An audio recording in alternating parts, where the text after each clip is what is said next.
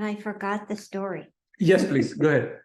The story was that the lady health worker came to visit a mother and her baby, and the mother left the house to make some tea for the lady health worker. And while the mother was gone, the baby started to cry. And the lady health worker could not comfort the baby easily. But just then the mother came back with the grandmother. And the lady health worker stopped the mother at the door and said, "Wait, just speak to the baby."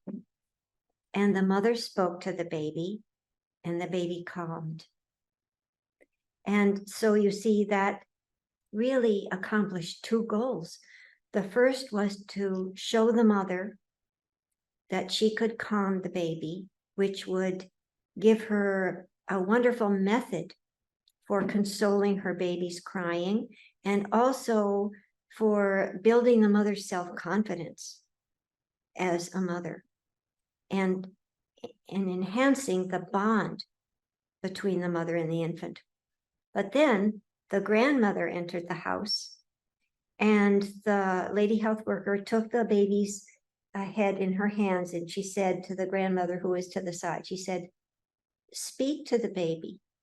And the grandmother spoke, and the baby turned her head to the grandmother's voice, and the grandmother was so happy and moved. And the mother said, and the lady health worker said, "Well, you should not be surprised, because the baby has been listening to your voice now from inside the womb. And so she knows," she said, "these are my people," is what the baby said. And I thought that was such a beautiful story. And you can really tell the enormous respect and appreciation I have for these lady health workers, and how important it is for the people of Pakistan to value this important strength that they have in their society, which is these community health workers who are so competent and such a blessing. Thank you for sharing that powerful story. I remember, when Lady Health was telling and how happy she was herself. Mhm.